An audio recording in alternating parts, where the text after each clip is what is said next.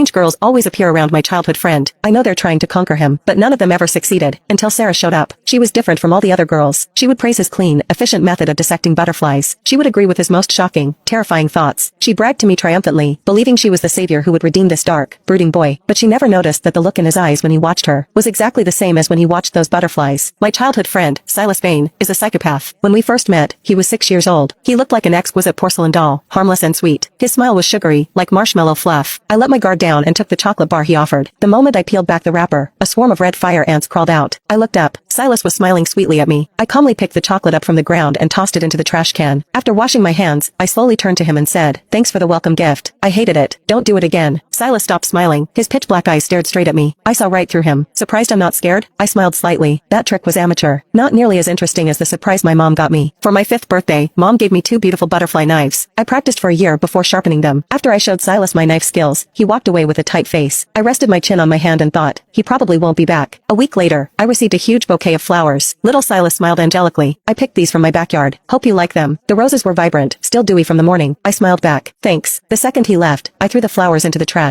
A moment later, scorpions, centipedes, spiders, and caterpillars crawled out of the roses. I stood up, dusted myself off, and went home. The next day after school, a snake appeared in my room. I grabbed the snake by its head and tossed it into the Vane family's backyard. From then on, all sorts of weird things started popping up in my house. I knew it was that little psycho. Every time, I returned the favor. Until one day, Silas invited me to his house. His room had an entire wall filled with butterfly specimens. Silas's voice came from behind me. "Isn't it beautiful? Beautiful things in this world are fleeting, but there's always a way to make them eternal. Specimens preserve the beauty of butterflies forever, keeping them in their most stunning moment." I took a sip of my milk and said flatly, "But they lost their freedom. What does that matter?" Little Silas laughed, his voice full of childish innocence. "As long as they can stay with me forever. Don't you think so, Joe?" I didn't answer him. I closed my eyes and collapsed to the floor. After a long silence, a delighted laugh rang through the air. "Now, you're mine too." He hummed a happy tune, took a syringe from a drawer, and crouched beside me. The next second, I flipped over, pinned him down, and snatched the syringe. I pressed the needle against Silas's neck, looking down at him. "You want to turn me into a specimen too? Don't you want to be with me forever, Joe?" He blinked, not feeling a shred of guilt. I hauled him up, slammed him against the wall, and beat him up. Only after dunking his head into the bathtub for the 3rd time did I let go. I said coldly, "Don't cross my line, little psycho." Silas pushed his wet hair back, revealing a pair of beautiful eyes that shone with terrifying brightness. He actually started laughing happily. "Joe, I like you so much. I don't want a specimen anymore. I want a living Joe."